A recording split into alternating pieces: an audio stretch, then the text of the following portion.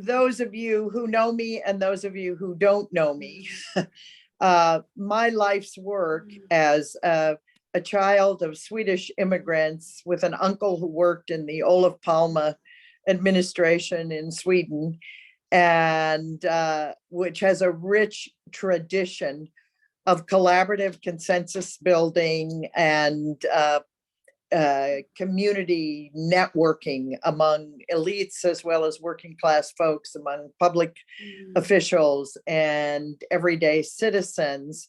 I came to my PhD program in sociology and my work at UCSD with a set of deep values around the importance of collaborative decision-making and problem solving at a regional as well as a national level. And so I guess I was pretty well suited to be an extension dean for that reason. So what I hope to do in this presentation, I'll try not to take too much time on each slide, but I'd like to remind everyone about the origins, particularly of the public research university, and then sort of pivot into the shifts that took place towards a more self-oriented focus after World War II and the growth of the research enterprise. And now, as we move into the 21st century, a pivot again towards serving society, as well as being a resource to building talent and developing research programs that enhance the economy and our well-being. So let's go to the next slide, please, and just remind everyone that universities like the University of California really sprang up initially after the Civil War with the federal initiative to create land grant universities with gifts of land and pledges of matching funds to encourage westward expansion and competency development. So the University of Wisconsin, Georgia, Minnesota, Washington State and Pullman, Berkeley campus. These were all early participants and beneficiaries of these resources. And core to those early investments at the federal, the state, and the county level in building research universities was a commitment to enhancing the growth of the regional economy, which in those days was primarily agriculture, but also developing the human capital, assuring that farmers and ranchers and owners of small technical manufacturing companies had the skills that they needed. But I think there was also in that time in our history a great commitment to enhancing civic culture and the sustainability of a democratic society. Some of you may know that one of the earliest extension movements in the United States was at UC Berkeley at the turn of the last century, where in the summers, the campus funded professors of literature, Shakespeare, to travel into communities like Modesto and Fresno and throughout the Central Valley to give lectures in public libraries and public schools. And so there's a rich tradition. Oxford University was doing similar things at the turn of the last century in the UK. And of course, agricultural extension was engaged in very focused activities through field stations across the state, whereby they could identify problems in need of solutions in terms of improving agricultural health, hygiene, and then engaging faculty in research programs, but also providing workshops and technical assistance and technical training locally. So there's a rich tradition across the United States, but even in the UC, of both the arts and humanities and the technical and mechanical arts and agricultural arts, if you want to call them that, contributing to the state and to the region. We'll go to the next slide. And those were typically achieved through very specific institutional platforms, devices, offices that were funded, by the way, by the state and by the universities. Cooperative extension, schools of continuing education, offices of public service and outreach were highly characteristic of institutions such as ours in 1910, 1940, even into the 1950s and 60s. A lot of that changed in the 1960s and 70s, in part because of the phenomenal growth of federal research funding to enhance the research agenda of these land grant universities, simultaneous with the growth of multiple new medical schools. And I'm 80 years old, and I don't know how many of you had the experience I had, those of us who are older, but with Sputnik, suddenly my parents get a letter. I think I'm in the 6th grade or 7th grade at that time. And and in the midst of the Cold War and the technology race, that I was going to be put in a fast track class, a group of students. It was tracking. And I went from just being a happy 6th grader to being in a group of 24 kids that were supposed to be the smart kids. I'm not sure I like what happened. And all through the rest of my middle and high school experience, there was a group of us that were tracked in college prep, kids who would be good in science, so getting extra science, extra math, extra attention. So a lot of things changed in the 50s and 60s that I think had an impact in a positive way in terms of growing the talent pool and enhancing substantially the research activities and the research budgets of many of these historically public serving universities. But I think one of the byproducts was a lessening of the commitment to service and outreach. And that was manifest, for example, in the 1960s when the university extension programs and continuing education programs in the UC system, especially, but also in other parts of the United States, no longer received state funding. They were considered as ancillary as opposed to primary activities. And at that time, cooperative extension became more and more dependent on federal dollars and other sorts of investments. What I'd like to suggest is we went through that period of defunding and devaluing, if I may be candid, from my point of view, the role of public service, of continuous learning, of technical assistance to companies through manufacturing extension and agriculture and health and school systems. And we turned all of the post sort of baccalaureate education and training programs into tuition-driven, self-funded activities on the premise that individuals and institutions had the resources they needed to pay for their education. And it was no longer a primary responsibility of a university, but rather a secondary. We go to the next slide.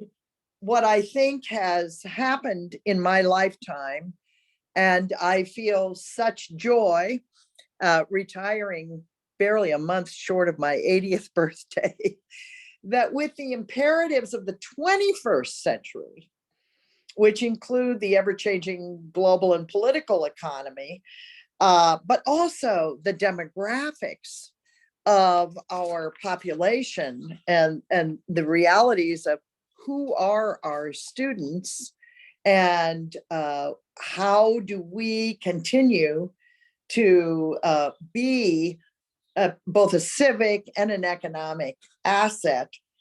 I think universities over the last 20 years, like the University of California, have grappled anew with what is our public serving role and how and where do we make a difference. On the next, go to the next slide. Just to summarize, and I hope we'll have some discussion around all of this. I think what has happened is in a way, the most important thing, and I think it's a bullet somewhat later, is the rapidity with which knowledge is being transformed through the research process absolutely requires that teachers in classrooms and engineers in tech companies and even managers of everyday businesses. I mean, think about automobile repair shops, which are totally computerized today, even hotels and service industries such as restaurants and food services have been affected by rapid changes in technology. And every time those changes occur, there is a new demand for assisting through education and training key employees to update their skills or to cross-train. And so the idea of continuous learning, lifelong learning, is becoming much more au courant in the last 20 years than I think it was in the previous 20 to 30. The central research questions and human development issues of our time also require interdisciplinary and cross-functional approaches to research, teaching, and learning. So a lot of the core curriculum that characterizes an undergraduate education is not directly relevant to the ongoing continuous learning needs of adults working in multiple sectors, from health to hospitality. And so there is a need, a demand for platforms or offices or agencies like extension schools to provide that kind of learning, both to curate and develop curriculum, but also to deliver it. I think from a civic point of view, it's also important to remember that without broad public understanding of change and the new realities of change, it is really impossible to implement economic development or human development initiatives at the local level. And my many years as an extension dean, working with organizations like the San Diego Workforce Partnership, the San Diego Regional Economic Development Corporation, a business roundtable that is active in this community, had it not been for access to timely and meaningful information on demographic changes and on many structural inequalities that people either weren't aware of or weren't facing realistically, I don't think we would have had the kind of movement we're seeing now in terms of the private sector, the commercial sector's deep commitment, for example, to equity, diversity, and inclusiveness. So I think a lot of that has happened through outreach programs and lectures, and yes, extension programs and things like UCTV. But I also think about the fabulous programs that are available now, both online and in person, from schools like GPS, where it's possible for an intelligent layperson to almost weekly get access to very high level, reliable information about trends that are affecting the world and our lives locally, and how global trends affect us, whether it's what's happening in Korea or China or in Ukraine. And there's an enormous appetite. And so I see that as one of the imperatives we as research universities need to be addressing, and in fact, are beginning to address in very significant ways. I think if I can go to the next slide, how we address these needs, I think, is very, very different than how we approach these issues, and the connection, the bridging, if you will, of a research university with its community back in the 1920s or even the 1980s. Because I think the intersection of technology and political economy and culture and religion, and how all of these factors are lenses through which we can understand what is happening in the world, as well as identify skills and competencies among teachers or decision makers or civic leaders to navigate those complex issues in the world, requires engagement strategies on the part of the university that are holistic. And that's why I say in this slide that our challenge is not just to deliver courses in Shakespeare to local libraries. It's very much around renewing and enriching civic culture and civic understanding of complex issues. It's very much around lifelong human development, not only the skills to deliver healthcare in a technical way, but to understand from a religious or a sociological point of view that Muslim communities may approach the healthcare system differently than Latino communities, or than first generation Southeast Asian communities. And so we find ourselves needing both the sociological and cultural or humanistic dimensions addressed in our outreach and continuous learning, as well as specific skills and competencies. And that's why, if I can just say parenthetically, I was always, as an extension dean, a little defensive, because people sort of differentiated, well, the university does the hard intellectual work and extension just gives them skills. But in fact, just skills aren't enough. One has to develop empathy, knowledge, understanding about communities and current affairs and trends that affect professional practice. And those are the kinds of public serving, community engagement activities that communities cry out for, and places like UCSD are superbly equipped to provide. But it does require, therefore, going back to my slide, meaningful conversations among multiple stakeholders in the knowledge enterprise, both on campus and in the community. More than 25 years ago now, but recently in a special issue of an education journal, a big piece was written about a book I wrote called Knowledge Without Boundaries. And the idea was that in that book was that knowledge was embedded in practice and in the experience of local communities, be they African-American first generation immigrants, Chaldeans, Muslims, and that knowledge and that experience needed to be factored into our curriculum, particularly in terms of our research questions, but also in terms of the kinds of education and training we do in the community.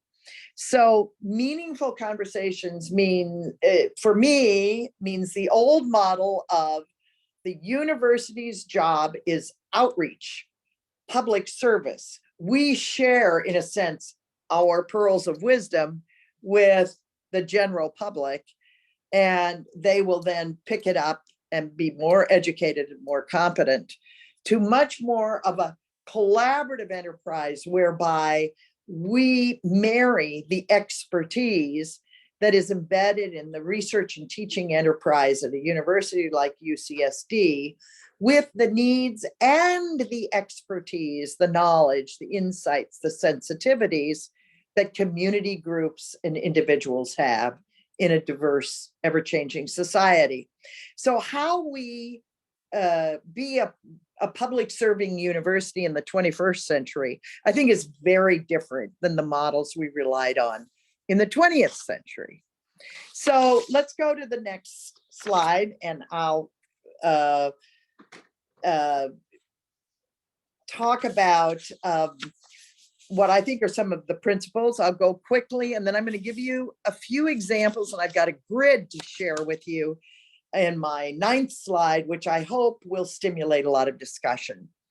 So the book I wrote, Knowledge Without Boundaries, that has got a lot of readership among trustees. I had a lot of invitations to speak to trustee groups and college presidents around the country. Had some of these principles, which I think reflect how more and more institutions are operating. The first and foremost for me was the commitment from senior leadership and to build processes institution-wide that represent buy-in. In other words, they're part of the strategic planning, the strategic mission of the university. For me, the best example of that being formalized was when Pradeep Khosla joined us, and we went through a strategic planning process, and there were 5 pillars in where the university needed to go. And one of those pillars was to be a resource to our regional economy and to contribute to solving regional problems. I think it also means you have to have business models which enable engagement activities, organizing and financing. And not all things can be a tub on their own bottom, for example. If things like religion, history, literature, language, and culture are important, I don't know how you put a price tag on a lecture series on world religions for perhaps for a group of adult professional practitioners. Maybe that's something the university should just do because we care about enhancing civic and cultural life. On the other hand, if we're training highly paid executives to get masters in business administrations or specific skills, they're possibly able to pay. So I think we need in our universities much more diverse models of how we fund and finance outreach and engagement activities. And we can talk about some of the models I've seen around the country. A lot of it is leveraging existing assets and enhancing investments. And so the example for me, shortly before I retired, and it was finalized after I retired, is the way in which the dean of the Rady School of Business and the dean of the Division of Extended Studies are leveraging their complementary assets. Everything from managing and pricing and marketing, if you will, workshops and seminars in a fees for services environment where Extension has a lot of experience, but Rady has a lot of valuable content, is proving to be very valuable. Similarly, an activity like UCSD TV, which reaches truly millions of people every month and has 1.5 million YouTube subscribers, is a fantastic platform that can be leveraged for outreach through GPS or the School of Public Health. And so when I talk about leveraging assets and enhancing investments to produce results, you need senior leadership at the academic level, but also at the administrative level, to see that some devices that have been used for more narrow purposes, when married with other academic or outreach goals in other departments and their assets, can get us much further along, much faster. So a lot of internal collaboration within the university is really required. And if I'm not sure how much that occurs. I think it occurs within organized research units and those sorts of things, but I'm not sure how far along we are on that, but we're certainly starting that journey. But that also requires recognizing the need for a new kind of knowledge worker. And I define that kind of person as a boundary spanner, a linker, a facilitator, an integrator.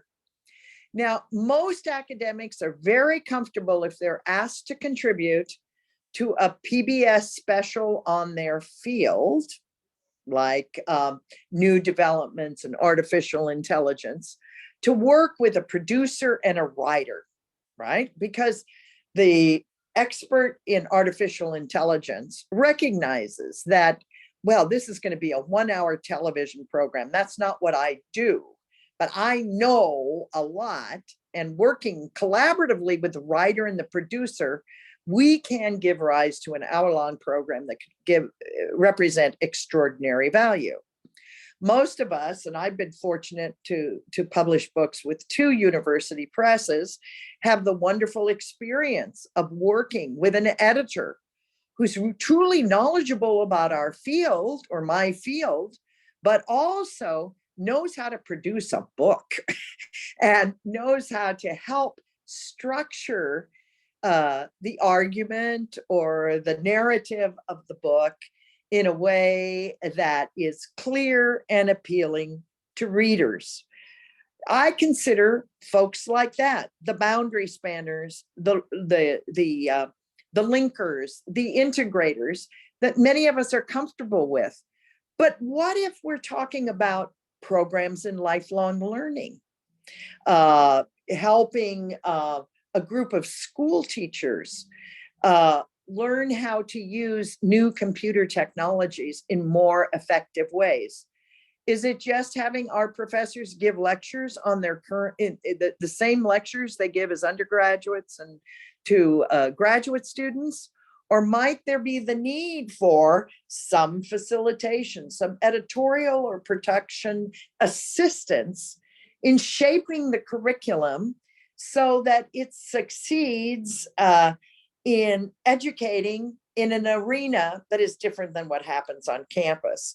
And that's why I'm very supportive and happy about the extent to which schools of engineering, extension divisions, schools of education are hiring teams of people. Look at what we've done in tech transfer and economic development, who team with the core academic to bundle knowledge in new and meaningful ways.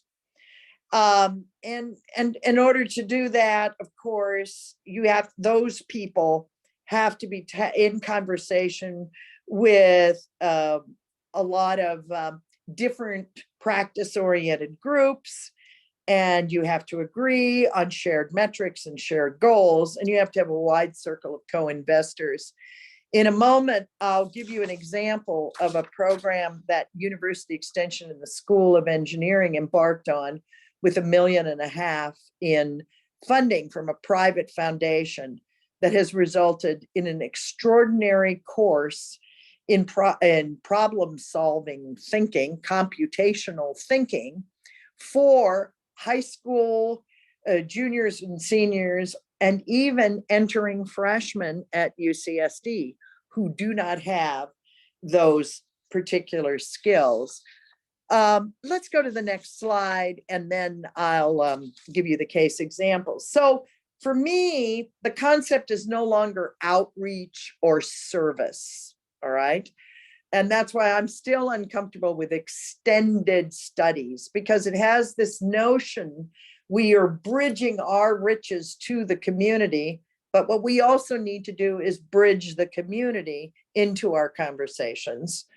And that's why I'm more comfortable with the word engagement. It assumes that knowledge exists not only in the university, but in the society, in organizations, and in everyday practice, and there's much to be learned as well as much to be taught. It recognizes that university-anchored basic research and knowledge development are actually enhanced and enriched by these multiple forms of knowledge. And again, in the history of American universities, medical schools, schools of engineering, schools of business, and increasingly schools of the arts are very much embedded in worlds of practice, both in terms of their research and teaching. But I would argue that departments of history and philosophy and literature and political science similarly need to be embedded in these multiple forms of knowledge. And it means that you organize activities in a manner that harvest all forms of knowledge rather than simply disseminate knowledge. And we have a long history of knowledge dissemination, when what maybe we need is what I would call knowledge engagement. So let's go to the next slide. I've anticipated some of these examples from UC San Diego, but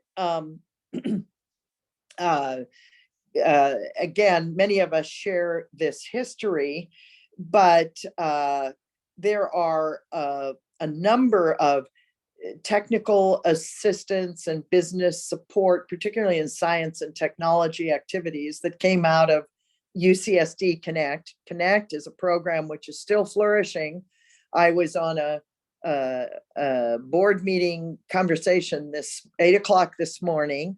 Last week, 120 venture capitalists came to San Diego to look at about 40 companies in the science and technology space, some coming from UCSD, some coming out of existing companies who were seeking financing. And this organization has done a very good job of helping young and even mature entrepreneurs in the science and technology space, life sciences, IT, now AI, find financing and build companies that create jobs and wealth in the region. Well, early on, the von Liebig Center in the School of Engineering was operating in a similar format, focused more on our own undergraduates and faculty. And the marriage between those two groups was fantastic. Addressing talent. And so those sorts of partnerships contribute to business development and economic growth. The talent development needs, my second bullet of emerging industries and clusters, are vividly demonstrated by the certificate and executive programs in what was once University Extension, now called the Division of Extended Studies. I mean, the year I retired, a year and a half ago, we had 100,000 enrollments. The vast, over half online, but all in post-baccalaureate certificate programs such as clinical trials management or biotech manufacturing or digital media arts or teaching English as a second language. I mean, these were targeted to adults who needed additional skills.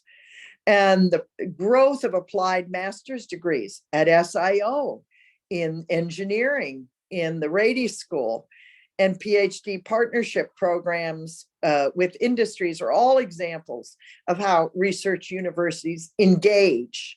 And the curriculum in all these programs reflects that engagement. I mentioned the importance of informing and enriching regional civic culture.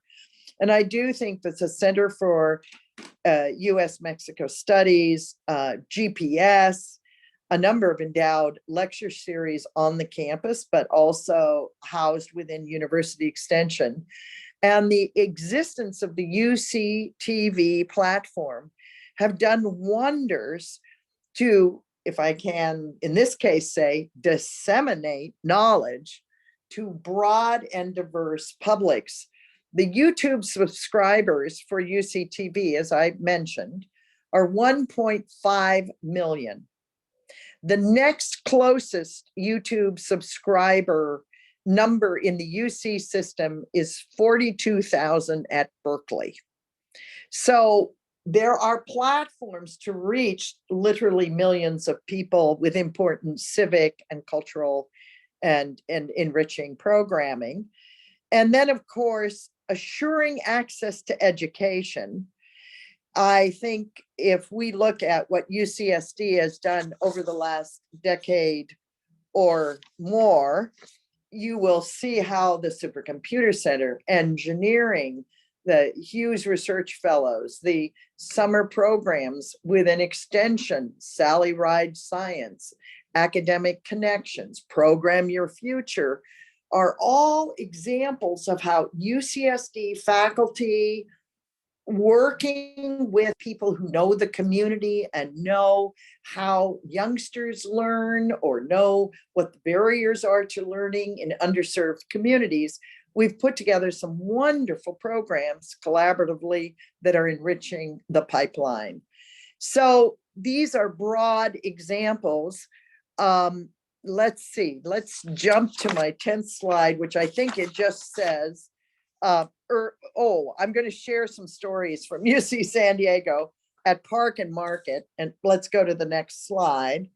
Or wait, let's stay on 10. I would like to make a few remarks, not just because it was one of my legacy projects, but because I think it's emblematic of public universities serving communities. The commitment to build a major presence for the university in an urban setting is, I'm telling you, very, very much admired around the country just now. And that's based, I'm as busy in my retirement as I was before, because so many people are interested in what Park and Market represents. And I just would like to share with you, because it was a 7-year journey. We opened literally a year ago, so we're still on the journey.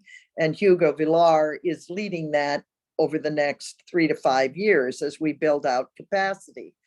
But I'd like to share with you 2 or 3 things that I think are very important in terms of understanding the role of Park and Market in the life of the entire university.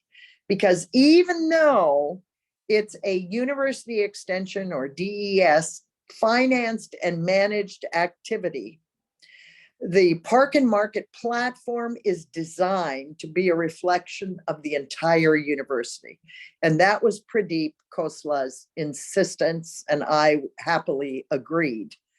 It also is located in what is called the Promise Zone in the city, which is where you have some of the highest levels of crime and poverty. It also is located on a trolley stop downtown that connects Tijuana directly to the UCSD campus, both at the School of Engineering and at the VA. And it is a phenomenal opportunity to leverage geography and transportation to embark on a much more inclusive journey across multiple sectors of university life. There are 4 floors in the building, and the 4th floor is truly a research collaboratory. Those of you who are engineers and scientists know that business incubators, WeWork spaces have been probably rather successful in helping launch good ideas, new companies, new enterprises. And we felt that were the university to be downtown, we needed a space where the humanities, the social sciences, urban studies, public health, multiple disciplines, even the Qualcomm Institute could have sort of a pied-a-terre in the city, coincidental and maybe cheek to jowl with organizations like the Economic Development Corporation, the San Diego Workforce Partnership, the Black Chamber of Commerce, NCRC, a number of civic institutions that are grappling with solving key problems: civility, homelessness, water issues, building the pipeline for the talent we're going to need, 5 years from now and 20 years from now. And we were successfully able to design in the 4th floor of our building, and I'm now speaking as a UCSD person, collectively, a space which attracted the Economic Development Corporation. They moved their offices there. The Burnham Center for Community Advancement and the Burnham Foundation moved their offices there. Connect moved its offices there.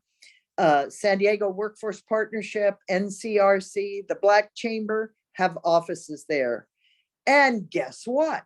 Public Health has offices there. The Design Lab has offices there. Urban Studies, the Qualcomm Institute, the Vice Chancellor for Student Affairs, and our Equity, Diversity, Inclusiveness Office. And so we've created on this 4th floor the kind of space where people with good ideas and with smart students and committed and interested faculty can connect with people in the community who are dedicated to solving problems to assure a prosperous, inclusive, and healthy future for this region. And so that collaboratory is fully rented and has waiting lists. Everybody in town wants to be a part of it. Now, the 3rd floor of the building reflects what most people expect of an extension school, which is computer labs, a yoga lab, an exercise room, classrooms, seminar rooms, where lifelong learning and teaching and workshops can take place. But it's even more than that, because it's designed so that undergraduate or graduate seminars that would benefit from an urban setting can be offered in that building. And think about the US-Mexico Studies Center and joint courses that we now have with universities in Tijuana and at the border. Think about the School of Public Health, who's working with healthcare providers across the county. Now the university has a venue for teaching and learning on a trolley line, on bus lines in the middle of the city.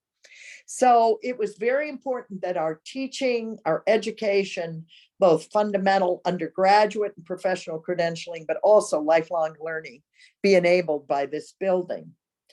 But the chancellor and the executive vice chancellor and I, lifelong in my deanship and leadership at UCSD, also are deeply committed to arts and culture and the humanities, not just because they're enriching, but because they're essential to living in a diverse community, a diverse binational community, a diverse multilingual community, where issues such as understanding one another's histories, literatures, habits. I think of the making of the modern world.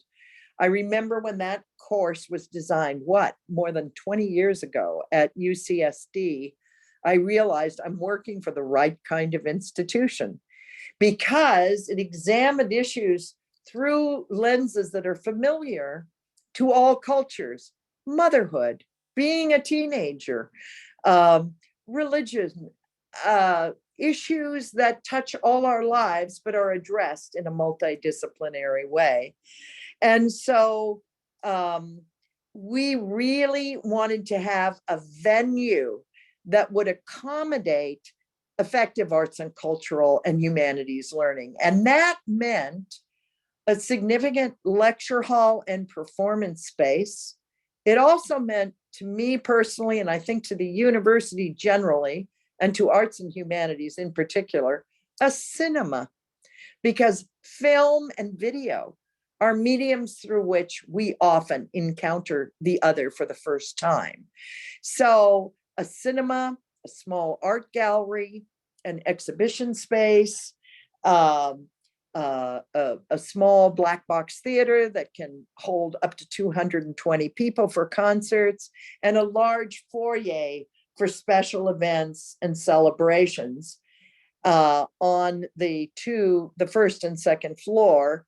And if I may be candid, because this is also a tub on its own bottom, a very nicely appointed executive education center with conference rooms and breakout rooms and meeting rooms on the second floor that is already heavily booked by renters. And that helps us underwrite the existence of the cinema and low or no cost concerts on the first floor. So I really think that Park and Market symbolizes and provides the kind of platform, the way it's designed, the flexibility of the space, the small offices, and the commitment to larger forms of public meeting space and gathering space represent at a sort of meta level how research universities can and must serve 21st century needs. So let me conclude with my grid here. And again, anybody who wants these slides, this is slide 11 and my final one. And I hope I haven't run on too long with all of you. I tried to, if you will, list the kinds of activities in which research universities can engage and how you could assess and measure the amount, extent, and impact of university engagement. I'm not going to go through this grid. I'm just going to go through my titles. The engagement-focused culture is about that collaborative learning, collaborative research, collaborative, the commitment to staff and programs and outreach mechanisms like television or publications that focus on engagement and collaboration. The diversity of industry connections is really important. And I really should say enterprise connections, because it has a great deal to do also with engagement with the not-for-profit sector, which programs like the Yankelovich Center are committed to enhancing. And certainly our interests in civility are enhanced by engagement with not-for-profit organizations. When I first came to UCSD, there was no tech transfer and there were no activities, offices, or people involved in it. Everything went to the office of the president or back to Washington, D.C. And over the 50 years that I've been engaged in higher education, the world has changed in that arena. And we built that out a great deal. And commercialization supports, please don't be put off by commercialization. We're talking about the proliferation of business incubation opportunities for undergraduates in engineering and medicine and history and economics through programs like the Basement.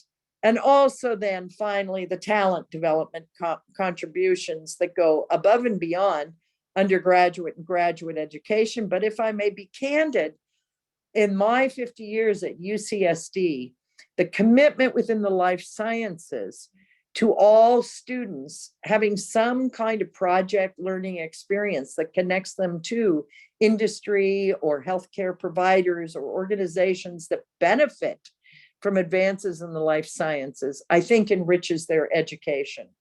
The commitment in engineering to project management courses, the commitment in the social sciences to more field experiences, I think contribute to talent development because they ready our young students to work and successfully in many different sectors. But then, of course, we have the entrepreneurship centers, all kinds of summer scholar programs, and et cetera, et cetera. So I hope this brief history and contemporary overview stimulates a little conversation. Just as a reminder, I feel like my life's work has been around the multiple ways in which great research universities such as UCSD can not just serve their society, but be engaged in their society. I was a partner in a book that Stanford University Press published that might be of interest to some of you. I wrote another book with Stanford about the evolution of San Diego's innovation economy. But this particular book, which my friends and colleagues, Martin Kenny and David Mowry co-edited, is a series of articles about the impact of the UC system on the sub-regional economies of the state. And of course, it includes the wine industry. It includes, entertainment. It includes life sciences. It includes IT and and semiconductors.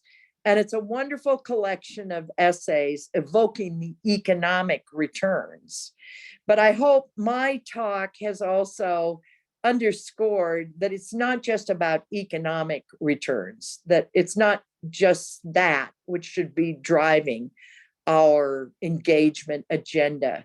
It also has to do with living in a multicultural society.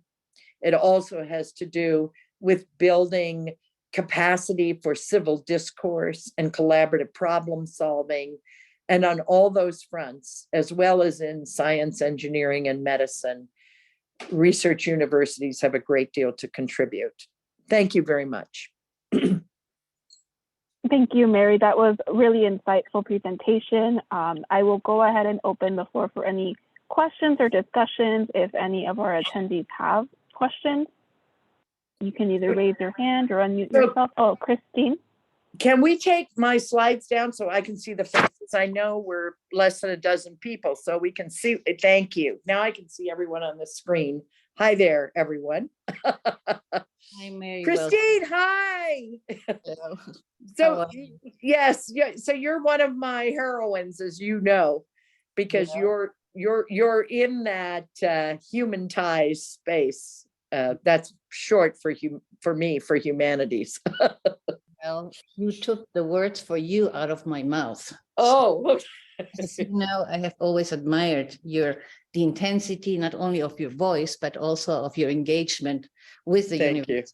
I mean, we're talking about decade-long efforts to bring us to where we are now. Yeah. Let me just pull up a couple of things. One thing that I participated in last year and this year is the creation of a minor in Native American Studies. Yes. And it took for a long time to have that kind of engagement. And it's not coming out of UCSD, but out of UC Davis. No? So, and I think that it's a very nice addition, to decolonize, in a certain sense, our own building of knowledge. Yeah. So this is a very important component that it's only coming now, Yeah, very late, very late. Yeah, and we always recognize that we are on Kumeyaay territory, but there is no academic intellectual recognition of the other forms of knowledge, And yes. how we build a community, in essence, And the other thing that I have been myself worried about a little bit, especially in the wake of 9/11, is the relative independence of universities' thinking and engagement. I remember that back then, when I was in Madrid, actually on the Education Abroad program, there was an attempt from a committee in Congress to dictate what we taught in international studies. I remember. I mean, you and I are contemporaries. Yes. So I would like to have your reflection on both issues, both on the alternative ways of creating knowledge on one hand, on the example of the indigenous peoples, and the other, the role of the universities in terms of independent thinking. I mean, in how far are we really able to construct a new society, a better society, aside from the dictates of ideological currents, to put it very broadly? Yes. So I'm going to give what may sound like a conservative response, Christine, and I don't mean it to sound quite as conservative as it is. But I think by engaging all voices across the political spectrum in our conversations early about content, right? Course content and research objectives, we are able to mitigate against those highly negative voices. Because what I I experienced, now remember, I was an extension dean for most of my professional life. But my own roots are liberal, and I have liberal values that are reflected in the university. But I can tell you right now, even my liberal friends question whether the university is listening to all communities or just engaging with the loudest communities and da da da. So I think there's a broad principle here, and why I'm so hopeful about the initiatives in civility and whatnot. Conservative voices have been shut off today the way underserved and, if you will, exploited community voices were closed off in the past, possibly. And so how do we create some space where we can have some common ground? Because it really is turning into, I'm not sure if this is where you were going, but a we and they kind of argument, and we represent America, they just represent this. And of course, that's not true.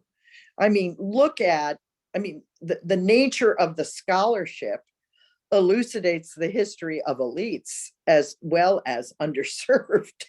And I don't think we're telling our story well enough, if I'm making sense, and we're not engaging broadly enough. And I think that the chancellor's commitment to economic development, working with tech and helping with, improve the healthcare system for all, opens a doorway to conversations with potential detractors. But somebody has to take responsibility for that. And I don't think anyone is right now. We lobby, we don't talk, have a conversation. Does that make sense? Absolutely. And I mean, this also ties back into the content of what we teach and what we teach, I mean, the whole questions are limited by what you just said. Yeah. I mean, there was an op-ed in the New York Times about the best things the Democrats could do is advocate for more campus teaching on the history of conservative thought, because the history of conservative thought is Adam Smith, right? And a lot of these absolutely respectable thinkers and writers, and conservative thought in America has been expropriated, right? By, I have to be careful, by uninformed, often prejudiced individuals. And so conservatism has become associated with a kind of irrationality. And so it would be useful, and I'm old enough, and you probably are too, Christy, that I had those courses when I was a kid and an undergraduate. And so I feel like I made some pretty informed choices to be a liberal person based on substantial teaching and learning, but I went to a small liberal arts college that had a very diverse curriculum. So I think we have some responsibility, but I share with you the anxiety and the feeling of threat from certain sectors of society against what is academic freedom. Yeah. Yeah. I was Thank just you. of a comment by Noam Chomsky. Yes. You know that on education, no? He has a tough standpoint, and he says that the current tendency is to socialize the costs and to privatize the wealth. I know.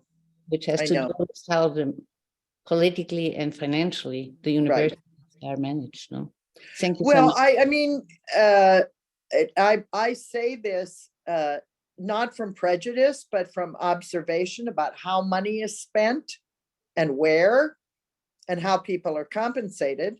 Universities are becoming corporations. And I don't think they were so much corporate-like when we began our careers. And so the question is, how do they become, as large institutions, not lose sight of their public mission? their broader social mission. Mhm. And clearly equity, diversity, inclusiveness is a part of that, but also economic inclusiveness, contributing to solutions, around water and homelessness and other things. And UCSD, I think, is developing a pretty good track record on that. But those programs struggle for funding, Christine. We know that. Yeah. And so can the university develop a conscience so that they'll raise $100 million for a center that addresses issues of poverty and as well as heart disease, Mhm. which is primarily a disease of the aging. Mhm. Yeah, so I think there's some moral dilemmas. Absolutely, no. Well, I leave the floor for other questions now. Sorry, Vanya, we're running Absolutely. on. We're not such a big group, so we can probably. No, that's fine. Yeah, of course. Were there other questions? I'm not Or sure I caught comments. any comments too.